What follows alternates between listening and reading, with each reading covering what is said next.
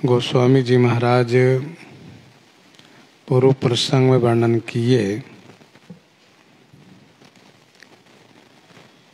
रावण जब अपने स्वरूप को प्रकट किया और अपना नाम सुनाया तो श्री सीता जी को बहुत भय हो गया। एकदम से घबरा गई श्री सीता जी और फिर भारी धैर्य धारण करके इन्होंने कहा कि अरे दुष्ट, खड़ा तो रह, श्री राम जी आ गए। जिस प्रकार से हरि की बधू की अर्थात सिंह के पत्नी की चाहना कोई खरगोश करता हो और उसकी जो दशा होगी वही दशा तुम्हारी होगी। रावण श्री सीता जी के वचन सुन करके बहुत क्रोध किया,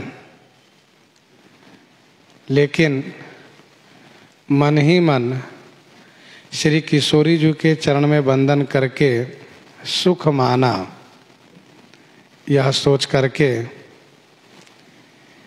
कि मैं अपनी मुक्ति के लिए ही श्री रघुनाथ जी से विरोध कर रहा हूँ।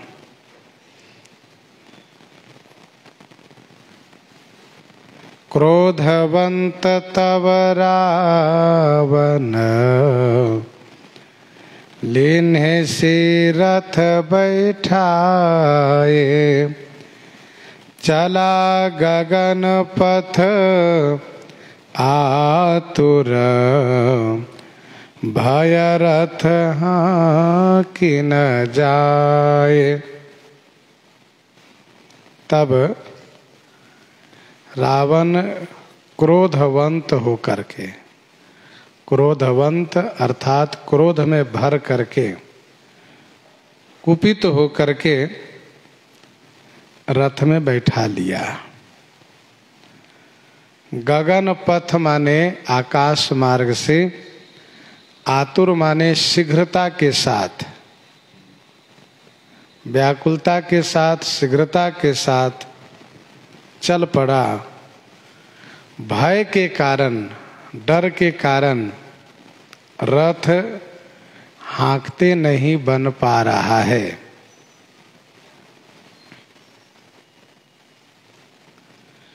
क्रोधवंत तब रावण लीन्हे से रथ बैठाए।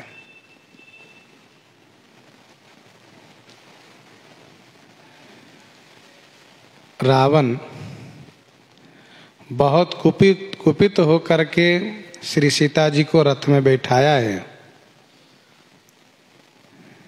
वैसे रावण ने श्री सीता जी को रथ में कैसे बैठाया है, इस बात को गोस्वामी जी ने स्पष्ट नहीं किया, क्योंकि अनेक रामायण में अनेक तरह से ऋषियों ने अपना अपना विचार व्यक्त किया है। वैसे अध्यात्म रामायण में ऐसा वर्णन है कि रावण ने श्री सीता जी को स्पर्श नहीं किया है।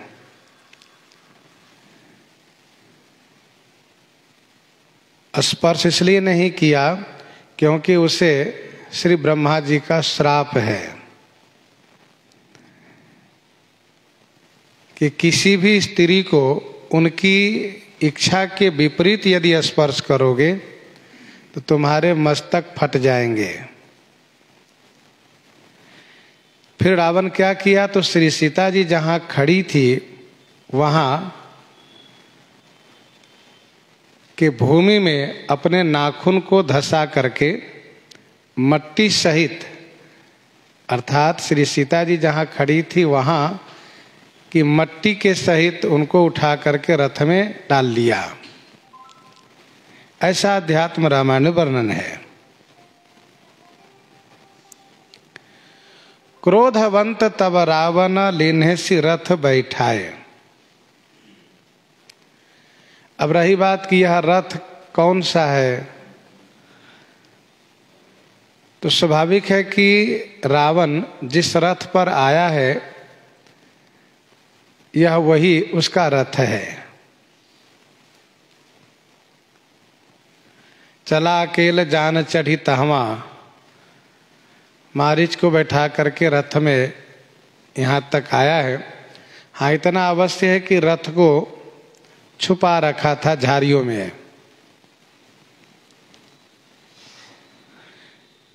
अथवा कुछ संतों ने यह कहा कि रावण ने माया से रथ को निर्माण कर लिया, अर्थात मायामय रथ को प्रकट किया। अच्छी बात है, रावण यह कर सकता है, परंतु मानस जी में स्पष्ट संकेत है कि रथ से आया है तो उसका यही रथ है।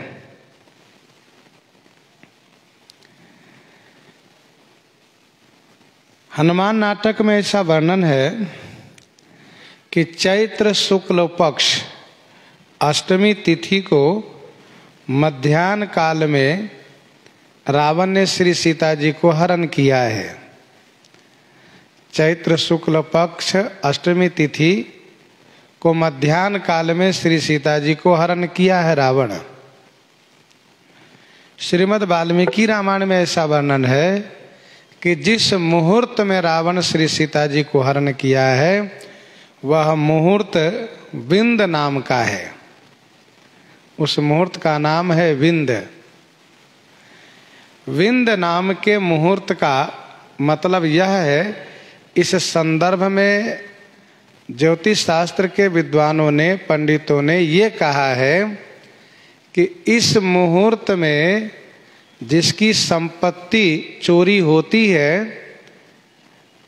मालिक को वह संपत्ति बहुत शीघ्र प्राप्त हो जाती है।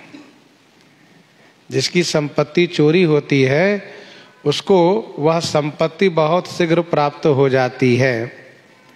ऐसा उस विंद नामक मुहूर्त का महत्व है। रावण श्री सीता जी को रथ में बैठाया। श्री सीता जी यूं ही घबराई हुई थी। यद्यपि रावण का विरोध कर रही थी, फिर भी रावण ने किशोरी जी को अपने रथ में बैठा लिया तो श्री किशोरी जी विलाप करने लगी। रावण बड़ी शीघ्रता से आकाश मार्ग से रथ को हाँक चला, लेकिन डर इतना है कि उससे रथ हाँकते नहीं बन पा रहा है। इतना भयभीत है रावण। डर क्या है? डर यह है कि कहीं ऐसा न हो कि रथ से श्री सीता जी कूद न जाएं, रथ से कूद करके आत्महत्या न कर लें, मर न जाए कहीं। अथवा ऐसा न कहीं हो कि अपनी तपश्चर्या के प्रभाव से अपने शरीर को रथ पर ही न भस्म कर दें। जैसा कि श्रीमद् वाल्मीकि रामायण में वर्णन है, वेदवती नाम की जो ऋषि कन्या थी उन्होंने अपने शरीर को भस्म कर दिया था। तो रावण को डर लग रहा है कहीं ऐसा न हो कि शरीर को नष्ट न कर दें। तीसरा, यह भी रावण को डर सता रहा है कि कहीं ऐसा न हो कि इनके स्वामी हमें घेर लें और युद्ध शुरू हो जाए। तो श्री सीता जी कहीं अपने शरीर को नष्ट न कर लें अथवा इनके स्वामी आकर के मुझसे कहीं युद्ध न करने लग जाए, इस बात को लेकर के रावण बहुत डरा हुआ है। और डर के कारण रावण से रथ हाँकते नहीं बन पा रहा है। किशोरी जी विलाप करती हुई कहती हैं, हा जग एक वीर रघुराया के ही अपराध बिसारे हो दाया। हा, ये शब्द अति कष्ट में उच्चारण होता है। हाँ, अति कष्टेन। जग में एक माने अद्वितीय, वीर रघुराया रघुकुल राजा। जगत में एकमात्र आप ही वीर हैं, रघुवंशियों के राजा हैं। स्वामी, किस अपराध से आपने मेरे ऊपर दया को भुला दिया है?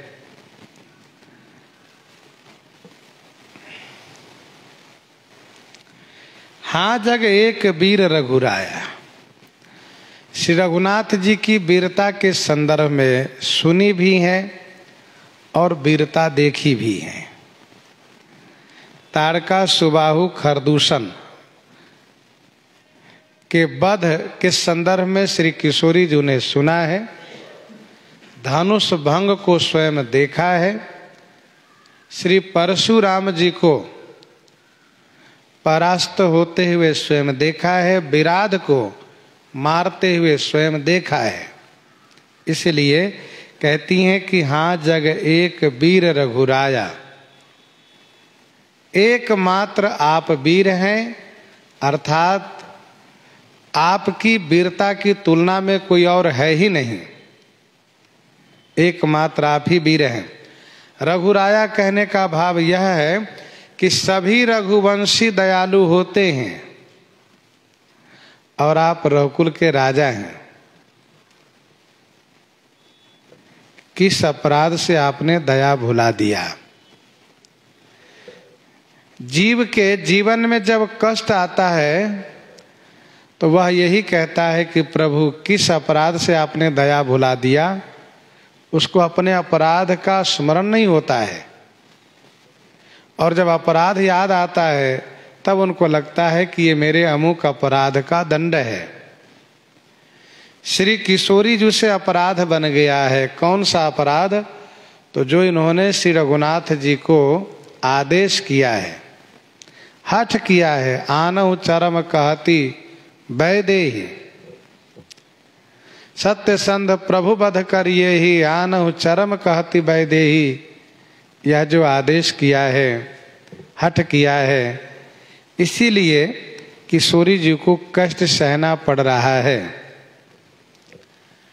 संत महापुरुष का ऐसा मानना है कि पतिव्रता नारी को यह चाहिए कि अपने पति से कभी नमक तेल के लिए भी हठ न करें। उससे उनका पतिव्रत धर्म में किसी प्रकार से कोई दोष नहीं आएगा और फिर उनके जीवन में कोई कष्ट नहीं होगा। ऐसा इसलिए उन्होंने कहा है संत महापुरुषों ने कि देखो, श्री किशोरी जी ने मृग चर्म का मांग किया तो परिणाम ये हुआ कि उनके जीवन में इतना बड़ा क्लेश आया, वियोग का दुख सहना पड़ा। जो श्री सीता जी श्री अयोध्या जी में यह कह रही थी कि तनु प्राण की केवल प्राणा, विधि कर तब कछु जाई न जाना, लेकिन आज उनको भी कष्ट सहना पड़ा। जो उन्होंने ये भी कहा था, राखी अवध हो जो अवधि लगी, रहत न जनी है प्राण।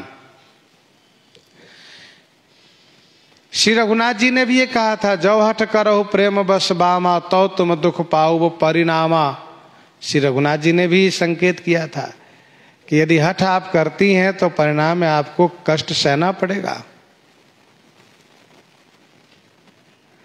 यद्यपि श्री रघुनाथ जी की लीला सब श्री रघुनाथ जी की इच्छा से निर्धारित है, समय समय पर सब लीलाएं होती है, फिर भी श्री रघुनाथ जी उस लीला के माध्यम से सबको शिक्षा देते हैं।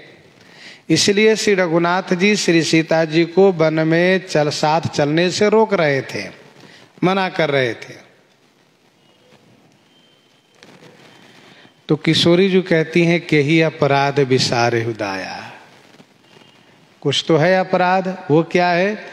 तो इन्होंने जो मृग चर्म का मांग किया है। आरती हरन शरण सुखदायक, हा रघुकुल सरोज दीन नायक, आरती हरन शरण सुखदायक।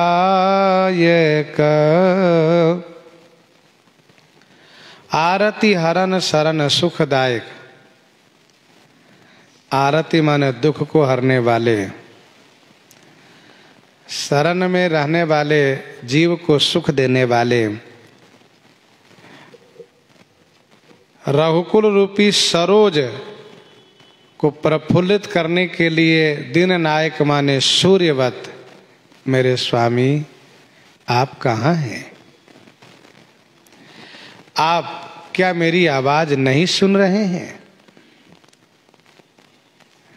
मुझे इस दुष्ट निशाचर ने हरण कर लिया है, आप जल्दी से आइए और मुझे बचाइए, मेरी रक्षा कीजिए। आरती हरन, आप दुख को हरने वाले हैं, मैं दुखी हूँ। आप शरण सुखदायक हैं, मैं आपके शरण में हूँ। आप रघुकुल रूपी कमल को खिलाने के लिए सूर्यवत हैं। आप देरी करेंगे, नहीं आएंगे, मुझे बचाने नहीं आएंगे, मेरी रक्षा नहीं करेंगे तो सूर्य कुल रूपी कमल मुरझा जाएगा, वह शोभाहीन हो जाएगा। इसके बाद श्री किशोरी जी को स्मरण में आया कि मैंने लक्ष्मण जी का अपराध किया है। यदि मैंने उनको इस प्रकार से कड़वे वचन से दुखी न किया होता तो वे अवश्य मेरी रक्षा करते। यदि वे सुनेंगे भी तो वे मेरे पास नहीं आएंगे, जबकि ऐसा नहीं है कि श्री लक्ष्मण जी सुनेंगे तो नहीं आएंगे, परंतु शोक में श्री किशोरी जी इस प्रकार से सोच रही हैं और कह रही हैं कि हाल लक्ष्मण तुम्हार नहीं दोषा, सो फल पायऊं किन्हें रोसा। हाँ लक्ष्मण तुम्हार नहीं दोषा। लक्ष्मण, हाँ लक्ष्मण तुम्हारा दोष नहीं है। मैंने तुम्हें व्यर्थ में गलत समझा और कटु कहा। सो फल पायो किन्हें रोसा, मैंने जो रोष किया उसका फल मैंने पा लिया। मुझे तुम पर रोष नहीं करना चाहिए था। इतना सेवा करने वाले, इस प्रकार से समर्पित रहने वाले और पुत्रवत सदैव साथ में रहने वाले पर मैंने रोष किया, उस रोष का परिणाम भी तो मुझे भुगतना पड़ेगा। किशोरी जी कहती हैं कि मैंने जो रोष किया उसी का फल मुझे प्राप्त हुआ है। जीवन में कष्ट आने पर मनुष्य को चिंतन करना चाहिए कि मेरे किस कर्म का परिणाम है। कहीं न कहीं मुझसे अपराध जरूर हुआ है जिसका परिणाम मुझे कष्ट मिल रहा है। गीतावली अरण्य कांड 7 पद में श्री किशोरी जी कहती हैं, कही कटु वचन रेख नांगी मैं। गीतावली अरण्य कांड 7 पद में कही कटु वचन रेख नांगी मैं, तात क्षमा सो कीजिए।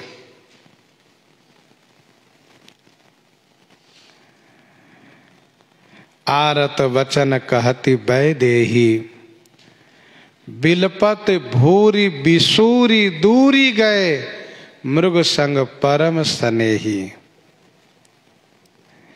किशोरी जी यही सोच रही हैं कि मेरे स्वामी बहुत दूर चले गए हैं हिरण के साथ, और ये गलती मेरी ही तो है, मैंने भेजा उनको। यदि वे दूर न गए होते तो मेरी आवाज उन तक पहुंच जाती, और मेरे स्वामी यदि आ जाते तो इसकी हिम्मत नहीं थी कि ये मुझे यहां से ले जाता। विविध विलाप करति वैदेही, भूरि कृपा प्रभु दूरी स्नेही। विविध विलाप करत वैदेही।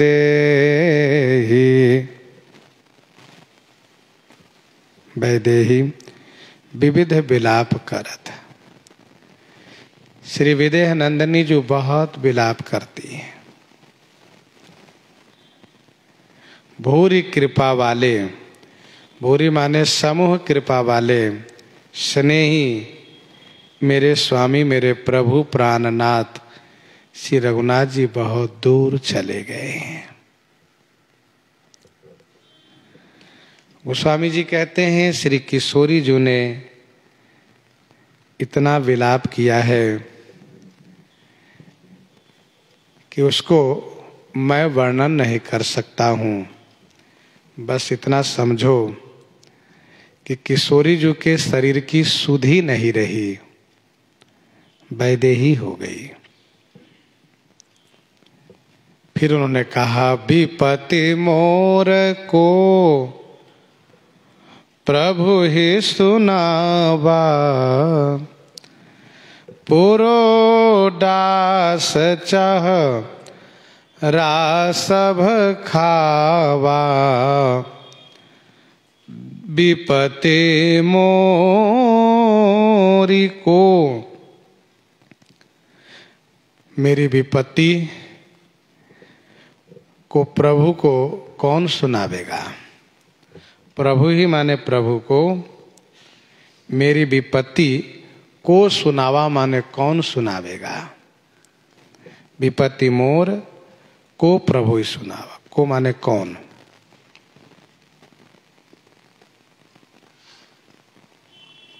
अथवा मेरे परम स्नेही प्रभु को क्या किसी ने विपत्ति नहीं सुनाया? पहला अर्थ है को माने कौन सुनावेगा। दूसरे अर्थ में कोई सुनाया नहीं क्या? जब किसी लक्ष्मण जी ने वन देवता और दिग्पालों से कह रखा है वन दिशि देव सौंपी सब काहू, तो क्या इन लोगों ने नहीं सुनाया? श्रीमद् वाल्मीकि रामायण में ऐसा वर्णन है।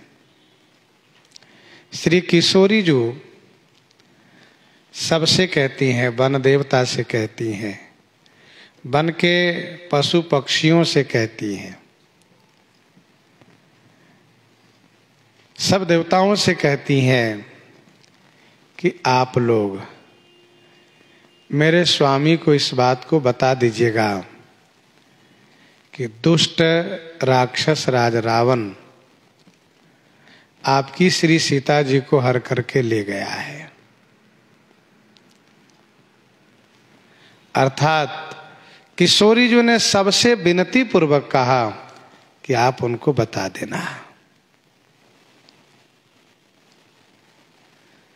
श्री किशोरी जी को इस बात को भरोसा है कि मेरे स्वामी को एक बार पता तो चल जाए, फिर रावण चाहे कहीं भी जाकर के छुपना चाहे बच नहीं सकता। पुरो दास चाह रासभ खावा, पुरोडास, पुरोडास कहते हैं यज्ञ की हवि को। यज्ञ का जो हवि है उसी को पुरोडास कहते हैं। उस पर देवता का अधिकार होता है। यदि उसको रासव माने गधा खाना चाहे तो वह दंड के भागी होता है। वैसे ही किशोरी जी का कहना यह है कि मैं श्री राम की श्री सीता हूं, मैं श्री राम की हूं। जैसे यज्ञ हवि इंद्र की है, यज्ञ के हवि पर इंद्र का अधिकार है, वैसे श्री सीता जी कहती हैं मैं श्री राम की हूं, मुझ पर केवल श्री राम जी का अधिकार है। और जिस प्रकार से उस हवि पर यदि गधा की कुदृष्टि हो, रासा माने गधा, तो वह मारा जाता है, वैसे ही रावण गधा के स्थान में है। गोस्वामी जी कहते हैं किशोरी जी बहुत व्यथित है। सीता कई बिलाप सुनि भारी, भय चराचर जीव दुखारी। सीता के बिलाप सुनि भारी, भय चराचर जीव दुखारी। श्री सीता जी के भारी विलाप को सुन करके चर अचर, चर अचर माने चेतन जड़, सभी जीव दुखारी माने दुखी हो गए, सब रोने लग गए। भले ही वह अचड़ है, जड़ है, लेकिन वह भी दुखी हो गया, क्योंकि श्री सीताराम जी सभी के आत्मा हैं, सभी के आत्मा हैं, सभी के प्राणेश्वर हैं। और प्राणेश्वर पर विपत्ति आने पर स्वाभाविक है कि सभी प्राण दुखी होगा, सभी आत्मा को क्लेश होगा। बागन बिटप बेली कुम्हिलाही, सरित सरोवर देखि न जाहि। बागन बिटप बेली कुम्हिलाही, सरित सरोवर देखि न जाहि। श्रीमद् वाल्मीकि रामायण में बहुत विस्तार से इसका वर्णन है। किशोरी जी के अपहरण होने से प्रकृति पर उसका कितना बड़ा प्रभाव पड़ा है। हवा बंद हो गई है, हवा चलना बंद हो गई है, सूर्य प्रभाहीन हो गए हैं, कमल मुरझा गए हैं, जलचर डर गए हैं।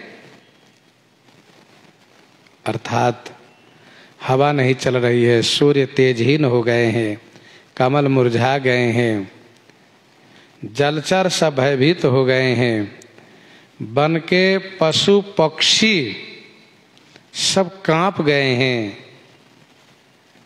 और इतना ही नहीं, बाघ, हाथी, सिंह, ये बड़े बड़े जो पशु हैं, ये सब रावण पर गुस्सा करके, क्रोध करके उस रथ की छाया के पीछे दौड़ने लगे हैं। मानो वे कह रहे हैं कि यदि मेरे हाथ लग जाए तो मैं रावण को यहीं समाप्त कर दूं। इस प्रकार से सभी पशु पक्षी उस रथ के पीछे दौड़ने लगे हैं। गोस्वामी जी ने इसको समास रूप में ये कहा, भय चराचर जीव दुखारी, सब दुखी हो गए। गिद्धराज सुनी आरत बानी, रघुकुल तिलक नारी पहचानी। गिद्धराज सुनी आरत बानी। गिद्धराज जटायु ने आरत बानी सुनी। श्रीमद् वाल्मीकि रामायण में स्पष्ट है, जिन्होंने सुना सब दुखी हैं और सभी रोष में आ गए हैं, लेकिन किसी का कोई वश नहीं चल पा रहा है। परंतु गिद्धराज बड़े ही सामर्थ्यवान हैं, बड़े सक्षम है, पर ये भी बहुत दूर हैं, गगन मंडल में बहुत दूर हैं, आकाश में। गिद्ध प्रायः आकाश में बहुत ऊंचे रहा करते हैं। गांव देहात में तब, अब तो गिद्ध का दर्शन ही मुश्किल हो गया। यदि कोई पशु मर गया हो, उसको यदि आकाश ऐसे जंगल में छोड़ दिया गया हो कहीं खुली जगह में, तो वहां पर गिद्ध उतरता था। तो गिद्धराज सुनी आरत बानी। गिद्ध और गिद्धराज सभी गिद्धों के राजा हैं, ये भी कोई सामान्य नहीं है। गिद्धराज सुनी आरत बानी। एक राजा ही दूसरे राजा को ललकार सकता है और उससे सामना कर सकता है, युद्ध कर सकता है। रावण यदि राजा है तो गिद्ध भी कोई सामान्य नहीं, राजा है। गिद्धराज सुनी आरत बानी। रघुकुल तिलक नारी पहचाने। रघुकुल श्रेष्ठ श्री राम जी की यह धर्म पत्नी है। श्री सीता जी का यह करुण पुकार है। अरे ये क्या मैं देख रहा हूं? गिद्ध ने वहीं से देख लिया, गिद्ध ही दृष्टि अपार। अरे मैं ये क्या देख रहा हूं? रावण श्री सीता जी को लिए जा रहा है। श्री राम लक्ष्मण कहाँ हैं? मेरे पुत्र कहाँ हैं? देखा, अरे ये तो दोनों हिरण के पास वहां से चले आ रहे, लौट करके मार करके उसको। सब वहीं से देख लिया इसने। गिद्धराज सुनी आरत बानी। रघुकुल तिलक नारी पहचाने। जटायु जी ने आश्वासन दिया था प्रथम मुलाकात में ही कि रघुनंदन, आप दोनों की अनुपस्थिति में मैं श्री सीता जी की रखवाली करूंगा, मैं रक्षा करूंगा।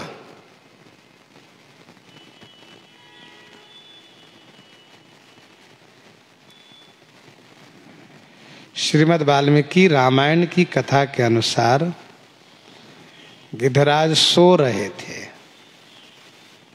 श्री सीता जी का करुण पुकार उसका कर्णगोचर हुआ। गिद्धराज सो रहे थे कि श्री सीता जी का करुण पुकार उसके कर्णगोचर हुए, कान में सुनाई दिए। एकदम से चौकन्ना हुआ गिद्धराज। महावीर चरितांक में ऐसा वर्णन है, महावीर चरितांक में ऐसा वर्णन है कि जटायु संपाति से मिलने गए थे। कभी कभी वे संपाति से मिलने के लिए जाया करते थे। तो गिद्धराज सुनी आरत बानी। और स्वाभाविक है, गिद्ध जब कहीं भी जाता हो तो बहुत ऊंचे उड़ान भर करके जाते हैं, ये नीचे नहीं उड़ते। ये इन्होंने पहचाना रघुकुल श्रेष्ठ श्री रघुनाथ जी की धर्म पत्नी जी हैं, अर्थात मेरी पुत्र बहू हैं। अधम निशाचर लेने जाई, जिमी मले छबस कपिला गाई। अधम निशाचर लिन्हे जाई। अधम निशाचर लिन्हे जाई। यह अधम निशाचर माने राक्षस, यह अधम राक्षस लिए जा रहा है। जिमी मलेच्छ बस कपिला गाई।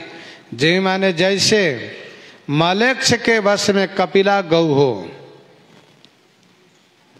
जैसे मलेच्छ मुसलमान कसाई के बस में कपिला गौ सीधी गौ पड़ गई हो। अधम निशाचर लीन्हे जाई। ये तो नीच निशाचर है। अच्छा, कपिला गौ को बचाने के लिए बहुत लोग आगे आते हैं। कपिला गौ के स्थान में किशोरी जो, मलेच्छ के स्थान में रावण है। गिद्धराज ने वहीं से आश्वासन दिया, सीते पुत्री करसी जनित्रासा, करी हूँ जातु धान करना सा, सीते पुत्री करसी जनित्रासा।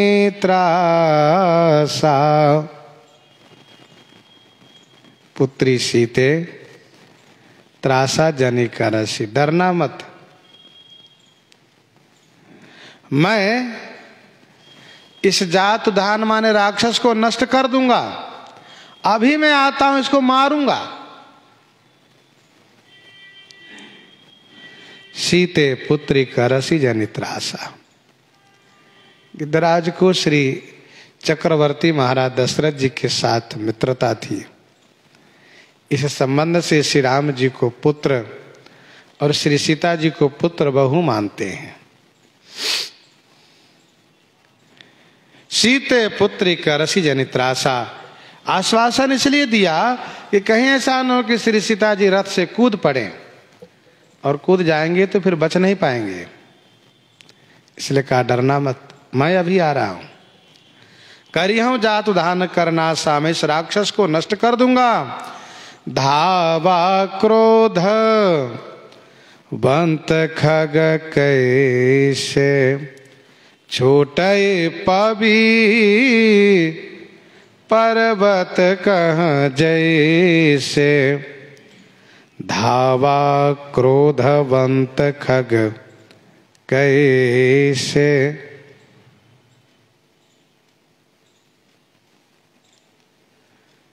खग क्रोधवंत कैसे धावा। खग जटायु क्रोध से भर करके, क्रोधातुर हो करके कैसे धावा माने कैसे दौड़े हैं। तो गोस्वामी जी कहते हैं जैसे पवि पर्वत कहाँ छूटई, जैसे पवि माने वज्र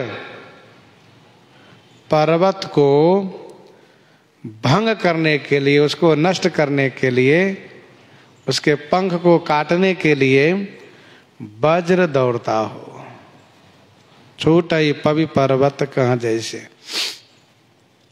रावण पर्वताकार है तो क्या हुआ, जिस प्रकार से पर्वतों के पंख को इंद्र ने अपने वज्र से काटा है, उसी प्रकार से रावण को नष्ट करने के लिए जटायु वज्र के समान वहां से चले हैं।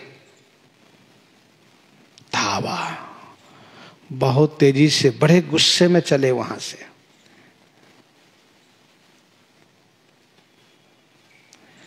इंद्र ने पर्वत के पंख को काटा है, जटायु ने क्या किया है, कहा जटायु ने तो सब कुछ कर दिया। चोचन हमारी बिदारे से देही, दंड एक भई मूर्छा तेही। बाल पकड़ के ऊपर उठा लिया, रथ से बाल पकड़ करके अपने उस पंजे में, पंजे से उसको दशहरण को बाल पकड़ लिया, बाल पकड़ के ऊपर खींच ले गया, ऊपर से उठा के पटक दिया नीचे। ऐसा बलवान जटायु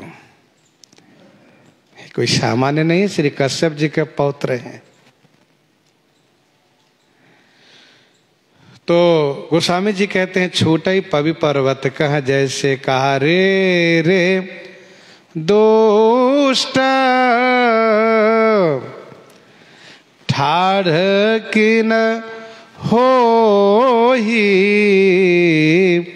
निर्भय चले से न जाने से मोही।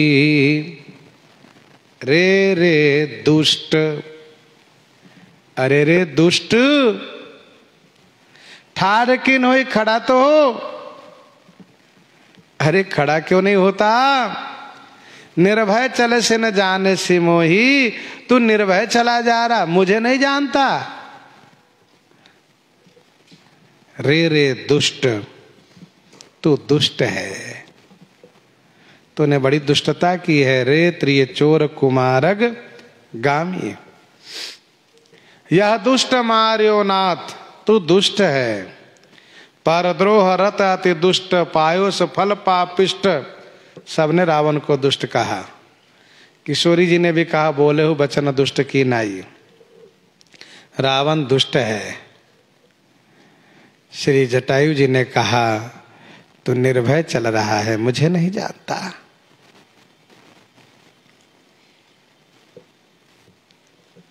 मुझे नहीं जानता तू। आवत देखी, मुझे नहीं जानता का मतलब तुम्हें नहीं पता कि मैं श्री सीता जी के रक्षक हूं, ये इशारा है इनका। और श्री कश्यप जी का पौत्र हूं मैं।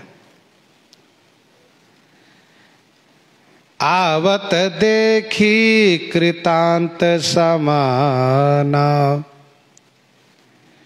फिर 10 कंधर कर अनुमाना। रावण वैसे ही बहुत डरा हुआ है। भैरथ हाँ कि न जाई, और उसमें आवाज आई कि रे दुष्ट ठाड़ कि न होई। एक बार तो उसकी गति मंद पड़ गई। सोचने लगा रावण, ये है कौन। आवत देख कृतांत समाना, कृतांत माने काल के समान, यम के समान आते हुए देख करके फिर 10 कंधर। फिर मैंने पुनः रावण ने अपना अनुमान करना शुरू किया, विचार करना शुरू किया। मन में क्या सोचा, ये मैनाक तो नहीं आ रहा है। फिर मन में कहा, ना मैनाक नहीं आ सकता। तो पक्षीराज गरुड़ तो नहीं आ रहे हैं। कहा नहीं वो भी नहीं आ सकते, क्योंकि वे भी डरते हैं।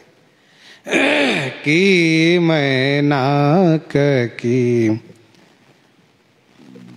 खगपति होई, मम बल जान सहित पति सोई। कि मैनाक की खगपति होई, मम बल जान सहित पति सोई। कि मैनाक की खगपति होई, कि माने क्या, मैनाक तो नहीं है। कि अथवा, कि माने क्या, कि माने अथवा, ये इसका अर्थ होता है। पहले कि माने क्या, मैनाक तो नहीं है। फिर कि माने अथवा, वाक्या, खगपति पक्षीराज गरुड़ तो नहीं है। फिर रावण मन में सोचता है कि मम बल जान सहित पति सोई। सोई माने वह दोनों अपने पति माने स्वामी के साथ मेरे बल को जानते हैं।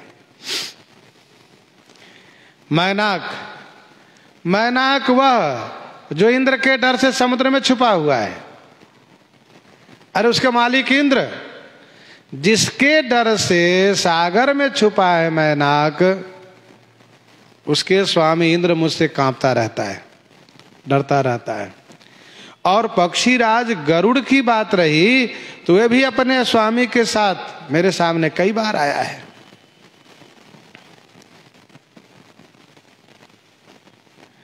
अर्थात भगवान विष्णु मेरे साथ युद्ध करने आए हैं और उनके चक्र का चिन्ह भी मेरे भुजाओं पर पड़ा हुआ है।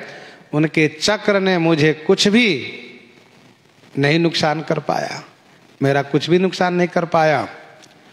वैसे कवितावली सुंदर कांड 21 पद में रावण ने स्वयं कहा, साहिब महेश मोहि संकित रमेश सदा। साहिब महेश मोहि संकित रमेश सदा, महातप साहस बिरंची लीन्हो मोल है। तो संकित रमेश सदा, रमेश तो मुझसे संकित रहने वाले हैं, डरते रहते हैं, फिर ये कौन हो सकते हैं। तब तक जटायु नीचे तक आ गए। रावण ने देख लिया, कह रही जटायु जाना जरठ जटायु ये हा, मम कर तीरथ छाड़ी ही दे हा। जाना जरठ जटायु ये हा, जान लिया, अरे यह तो जरठ जटायु, बुढ़ा जटायु है। जाना ये हा जरठ जटायु, रावण ने जाना कि यह बुढ़ा जटायु है। अरे अब मुझे समझ में आया कि अपने बुढ़ापे से तंग आकर के, अपने बुढ़ापे से उब करके मेरे हाथ रूपी तीर्थ में शरीर छोड़ने आ रहा है। अच्छा जब आ ही रहे हो तो आओ, तुमको यहीं शरीर छुड़वा देता हूं। इस प्रकार से अभिमान पूर्वक रावण ने सोच लिया। वैसे जटायु भी लगभग 60,000 वर्ष के हो गए हैं, ऐसा श्रीमद् वाल्मीकि रामायण में वर्णन है।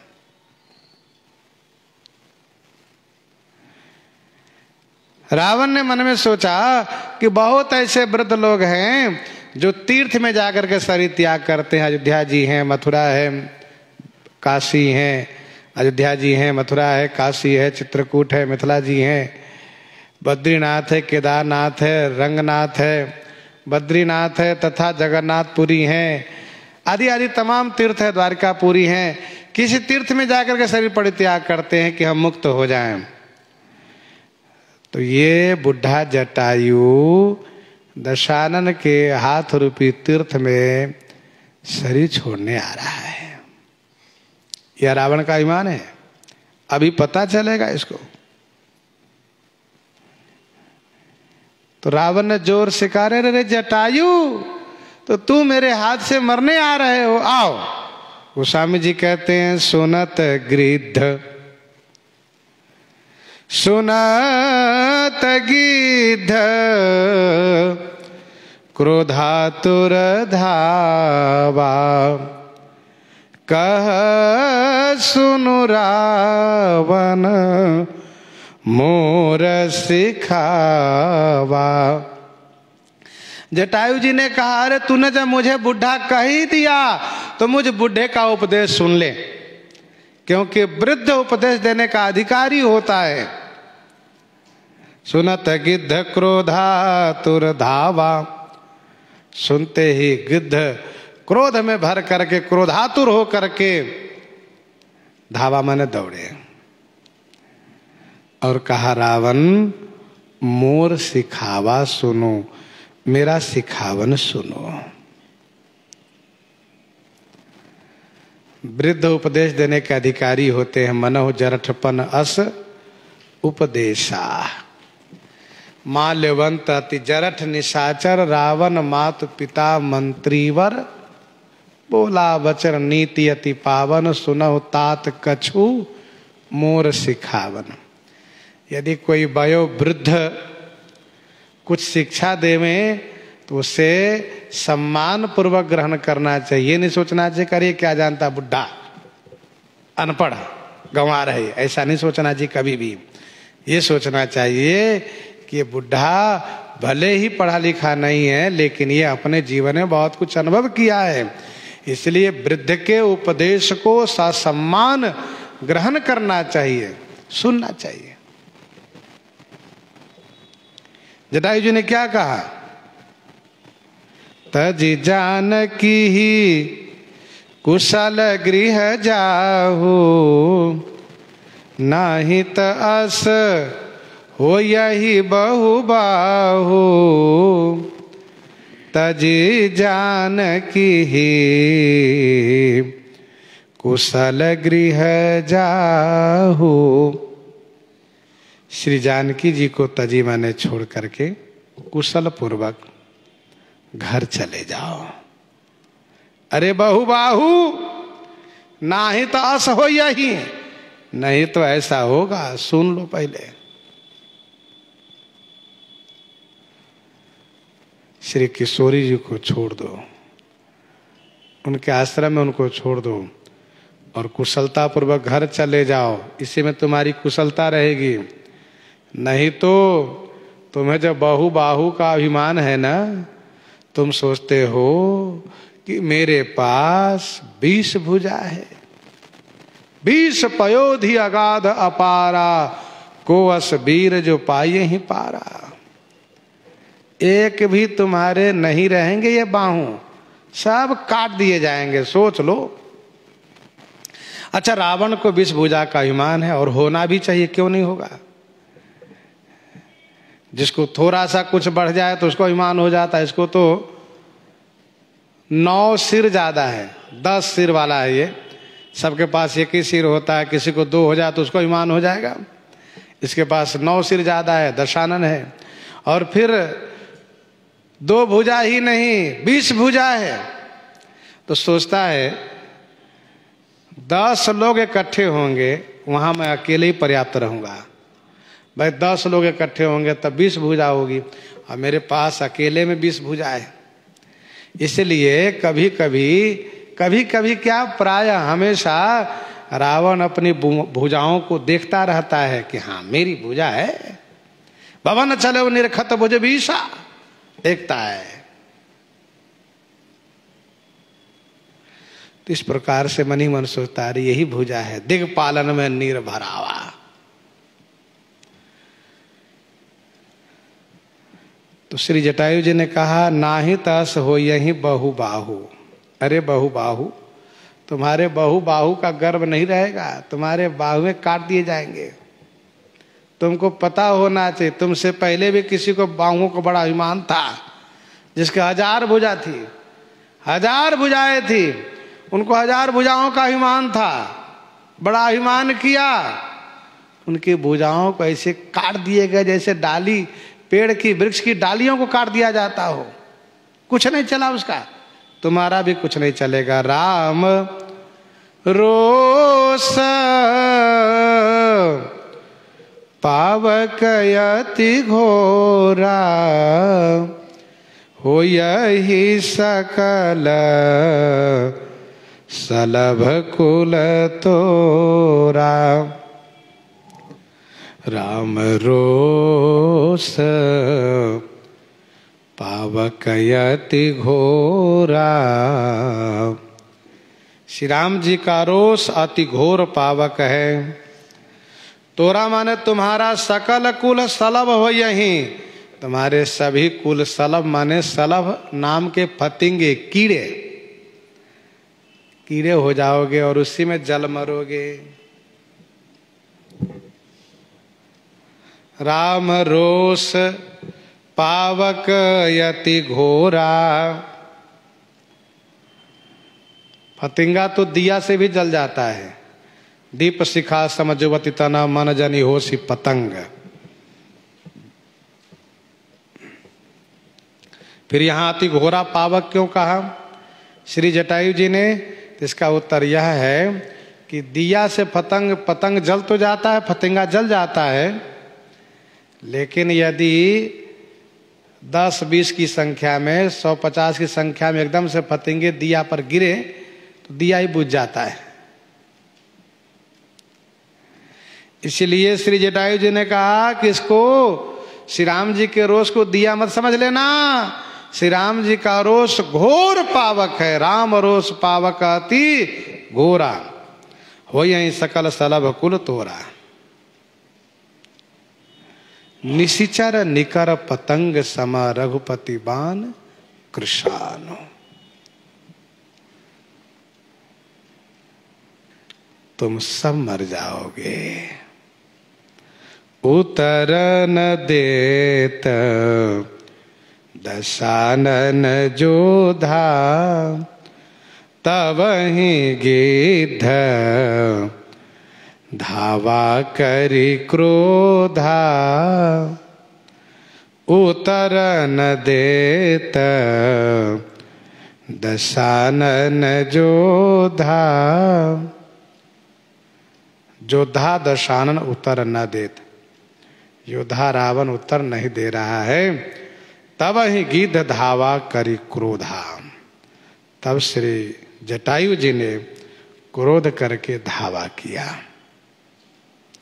तब ही गिद्ध धावा करी क्रोधा, क्रोध करके धावा कर दिए।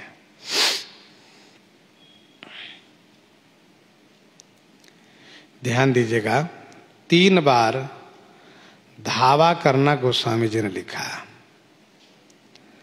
धावा क्रोधवंत खग कैसे, पहला। दूसरा है सुनत गिद्ध क्रोधातुर धावा, और तीसरा है तब ही गिद्ध धावा करी क्रोधा। तो क्या धावा करके रुक जाते हैं क्या? जो 3 बार कहना पड़ा, दौड़ते हैं फिर रुक जाते होंगे। गोस्वामी जी कहते हैं नहीं, ऐसा नहीं है कि दौड़ते हैं फिर रुक जाते हैं फिर इसके बाद दौड़ते, ऐसा नहीं है। तो क्या है?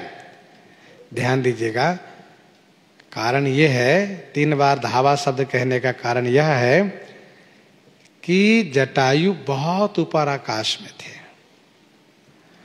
और वे आकाश से सीधे नहीं उतर सकते, मंडलाकार करके तब उतरते। तो एक बार जब वे चले तो एक मंडलाकार में काफी नीचे आ गए, ललकारा श्री जटायु जी ने उनको। तब रावण पहचान लिया, रे तो जटायु है। पहले तो सशंकित हुआ, दोबारा जब मंडलाकार घूम करके जब उतरना शुरू किया तो उसमें जटायु चुप नहीं है, बोलते ललकारते। पहले बार में श्री सीता जी को आश्वासन दिया, फिर इसके बाद रावण को ललकारा, फिर दूसरे बार में रावण को शिखावन दिया, शिक्षा दिया। पर दूसरे मंडलाकार में जब रावण को शिक्षा दिया, रावण कुछ नहीं बोला। रावण सोचा इसको बोलने तो मेरा काम तो बन ही गया, मैं भाग रहा हूं, बहुत तेजी से भाग रहा है। तो तीसरे बार में जब मंडलाकार में जटायु उसके सीधे रथ पर ही पहुंच गए, उसी के पास पहुंच गए। अर्थात 3 मंडलाकार में उतर के नीचे आ पाए। ये पक्षियों का एक स्वाभाविक एक प्रकृति है उसका, एकदम से सीधे नहीं उतर सकते, एकदम से सीधे नहीं उड़ सकते। उसको मंडलाकार चक्कर काटते हुए घूमते हुए ऊपर जाना होता है, उसी प्रकार से उतरते हैं ये।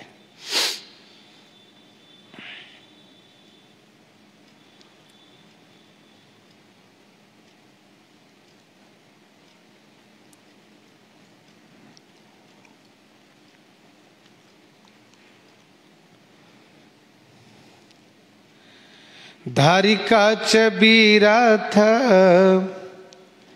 किन्ह मही गिरा, धारिकाच बीरथ किन्ह मही गिरा, सीत ही राखी गिद्ध पुनि फिरा। धारिकाच बीरथ किन्ह मही गिरा। धारी कच, कच माने बाल, बाल को धरी माने पकड़ करके, बिरथ किन्ह, बिरथ किन्ह माने बिना रथ के कर दिए। मही गिरा, भूमि पर गिर गया रावण। जटायु जी बड़े गुस्से में थे, बड़े गुस्से में थे। मतलब ये कि मैंने इसको सिखाया समझाया पर इसने माना नहीं, बड़े गुस्से में बाल पकड़ के उठा के रथ के किनारे छोड़ दिए, धड़ाम से नीचे गिरा रावण।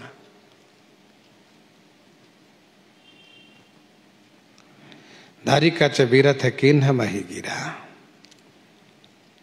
सीत ही राखी गिद्ध पुनि फिरा। श्री सीता जी को बड़े आराम से भूमि पर रख करके और फिर जटायु रावण की ओर फिरा। क्यों रे, तुम्हें मैं समझा रहा हूं, तुम मानते नहीं हो। अपने आप को बहुत शक्तिशाली समझते हो, बलवान समझते हो, और यूं कह करके जटायु जी ने अपना चोंच अपने पंजों से मारना शुरू किया उसको। तारी कच विरथ के नमहि गीरा, सीत ही राख गिद्ध पुनि फीरा।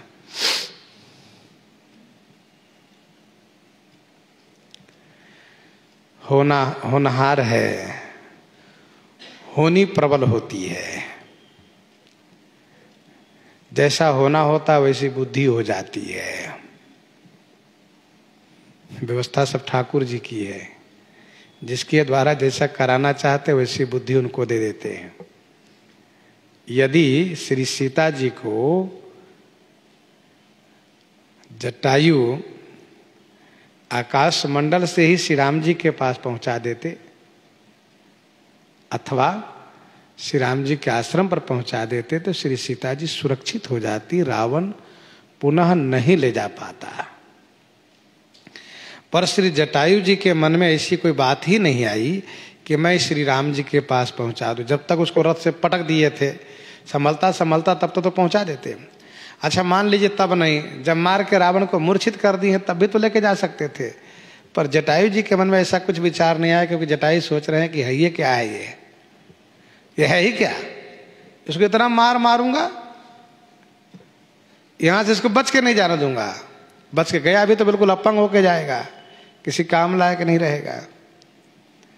तब इसको पता चला कि हाँ, पक्षियों में गिद्ध कितना बलवान होता है, इसको पता तो चलना चाहिए।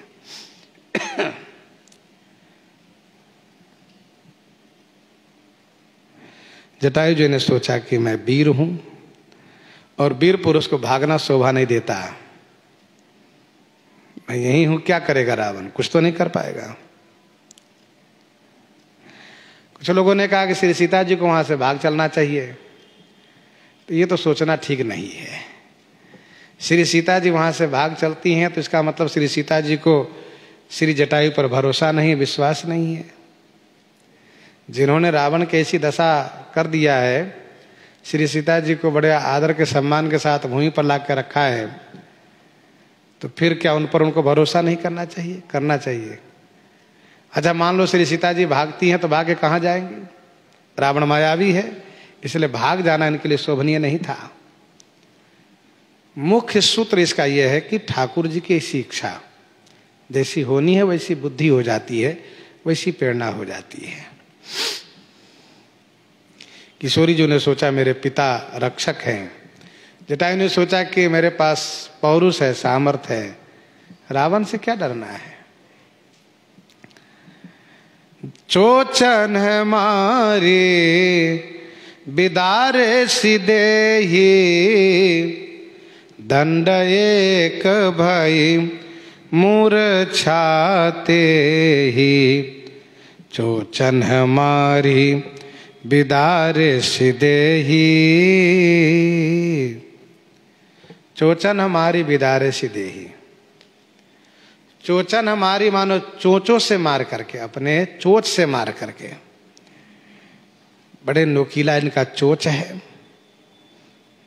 उनसे मार मार करके इनकी देह को बिदारे से विदीर्ण कर दिया, घाव घाव कर दिया,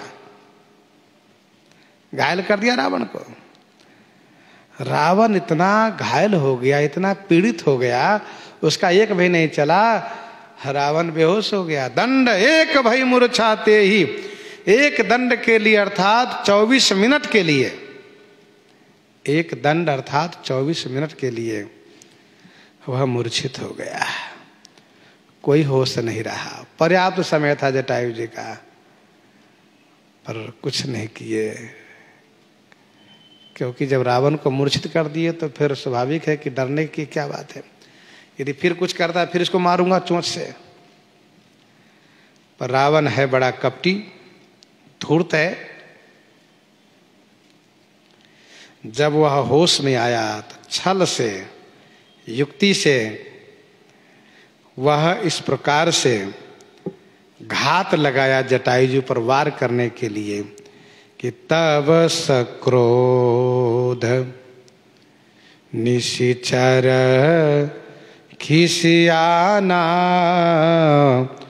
काढ़े से परम कराल कृपाना तब सक्रोध निशिचर खिसियाना।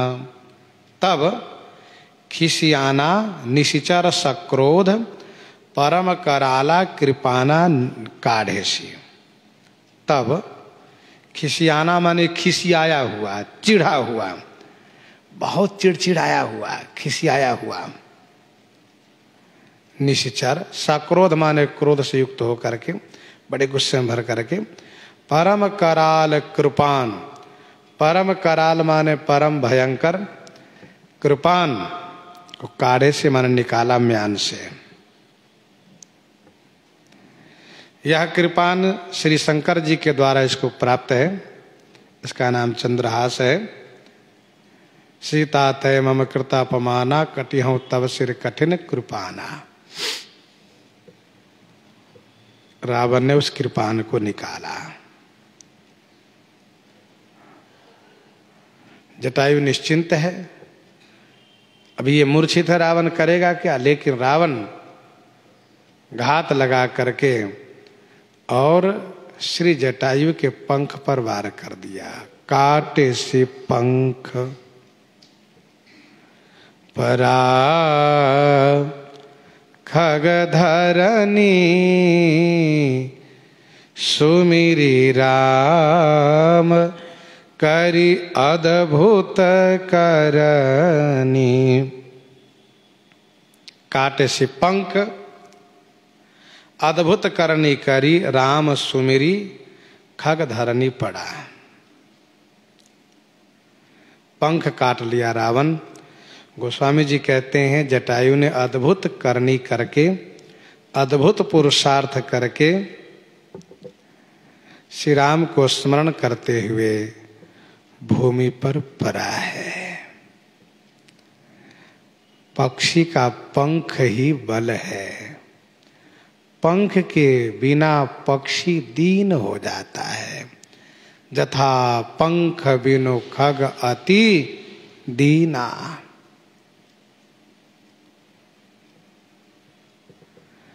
प्रश्न उठता है कि रावण पंख काट लिया, सिर भी तो काट सकता था। तो इसका उत्तर यह है कि हरि इच्छा, ऐसी ठाकुर जी की इच्छा नहीं है। रावण ने सोचा इसके पंख काट लूंगा, जीवन भर तड़पता रहेगा, ये तड़प तड़प कर मरेगा। जैसे मुझे तड़पाया, जैसे मुझे क्लेशित किया, वैसे ये क्लेशित हो। इसको पता तो चले, सिर काट लूंगा तुरंत मर जाएगा। लेकिन हरि इच्छा ऐसी है कि यदि सिर काट लेता तो फिर श्री राम जी से इनका संवाद कैसे होता? श्री राम जी को खबर कौन देता फिर? तो काटे से पंख परा खग धरनी। कभी कभी कई ऐसे कार्य होते जहां पर मन में तर्क होता, ऐसे हो जाता तो ऐसा हो जाता, ऐसा क्यों नहीं हुआ? भाई ऐसे होने से ऐसा हो जाता, सोच है हमारे आपका। लेकिन इस बात को भी सोचना चाहिए कि हमारे आपके ऊपर भी कोई हैं जो सर्वेश्वर हैं, जो प्रेरक हैं। वे जैसी प्रेरणा करेंगे वैसा ही होगा। हम अपने आप को बहुत बुद्धिमान समझते, ऐसा कर लेंगे ऐसा हो जाएगा, ऐसा नहीं होता है। ठाकुर जी की प्रेरणा से सब होता है। अद्भुत करनी, अद्भुत पौरुष प्रकट किया है जटायु ने। बहुत युद्ध किया है, रावण से युद्ध किया है, उसको मूर्छित भी किया है। गीतावली अरण्य कांड 8 पद में पढ़ना चाहिए। फिरत न बार ही बार पचार्यो। बड़ा भयानक रोमांचकारी युद्ध किया है। जटायु पंख के बिना दीनहीन हो गए, अब कुछ कर नहीं सकते। यह देख करके सीत ही जान चढ़ाई बहोरी, चला चला उतायल त्रासन थोरी। सीत ही जान चढ़ाई बहोरी। बहोरी माने पुनः श्री सीता जी को रथ पर चढ़ा लिया है। श्रीमद् वाल्मीकि आदि रामायण में उस रथ को तो जटायु जी ने समाप्त ही कर दिया था, माया से दूसरी रथ को बना लिया इसने। सीत ही जान चढ़ाई बहोरी, चला उताइल। उताइल माने उतावला होकर के बड़ी शीघ्रता से चला। त्रास न थोरी, त्रास माने डर, थोड़ा नहीं बहुत है, बहुत डर है। रावण को बहुत डर लग रहा है। क्यों? एक जटायु ने, एक गिद्ध ने मेरी ऐसी दशा कर दी, मैं मूर्छित हो गया था। फिर कहीं दूसरा ना आ जाए, हो ना हो इनके स्वामी ना आ जाए, दूसरा कोई इनके रक्षक ना आ जाए, बड़ी समस्या हो गई। इसलिए बहुत शीघ्रता से चला उताइल। त्रास न थोरी, त्रास माने डर, थोड़ा नहीं बहुत है। करति बिलाप जाति नभ सीता, व्याध विवश जनो मृगी सभीता। करति बिलाप जाति नभ सीता। श्री सीता जी विलाप करती हुई न माने आकाश मार्ग से जा रही हैं। गोस्वामी जी कहते हैं व्याध विवश जनु मृगी सभीता। जनु मानो व्याध के अधीनस्थ होकर के, मृगी माने हिरनी, सभी तो हो डरी हुई हो।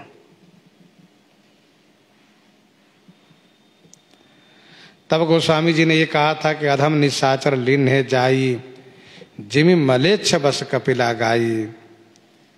और अब कहा कि व्याध विवश जनु मृगी सभीता।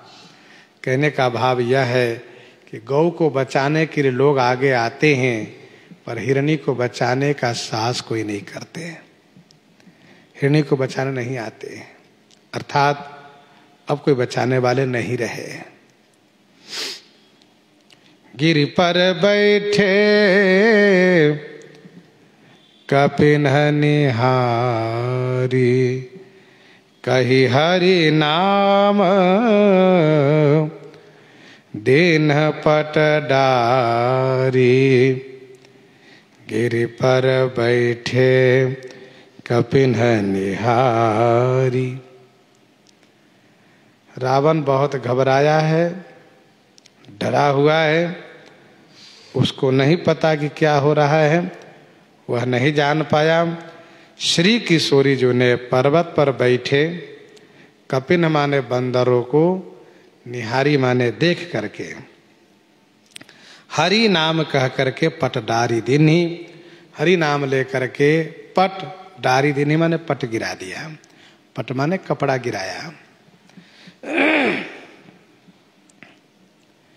किशोरी जो ने अपने आंचल के एक छोर को निकाल करके और उसी में अपने उन आभूषणों को बांध करके तब इन बंदरों के बीच गिराया। क्योंकि केवल कपड़ा तो आकाश में उड़ जाएगा, पता नहीं चला कहाँ चला गया वह। आभूषण युक्त था, वजन। अच्छा, श्री किशोरी जी ने इस तरह से गिराया कि वह इन बंदरों के बीच ही गिरा। कब? सुग्रीव ने स्वयं कहा, मंत्रिण सहित यहाँ एक बारा बैठ रहे हो मैं करत विचारा। मंत्रिण सहित यहाँ एक बारा बैठ रहे हो मैं करत विचारा। बैठे हुए विचार कर रहे थे, उसी बीच दम से उनके सामने आभूषण से बंधा, आभूषण में आभूषण बंधा हुआ कपड़ा गिरा सामने में।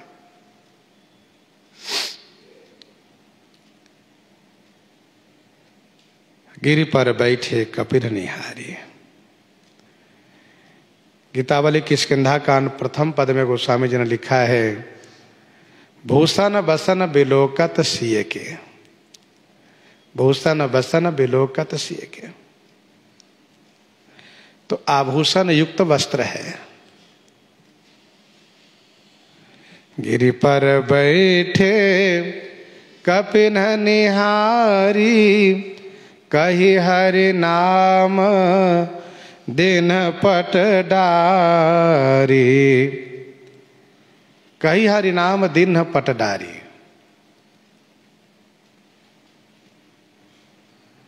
हरि नाम लेकर के वस्त्र गिराया। हरि शब्द श्लेष है। हरि का कई अर्थ होता है। हरि माने किशोरी जी ने कहा हे हरि, हरि माने वानर। कहा प्रभु सुनो सुग्रीव हरीसा, हरि माने वानर। हे हरि, मैं हरि की बधू हूं। हे हरि, मैं हरि की बधू हूं, उनकी धर्म पत्नी हूं।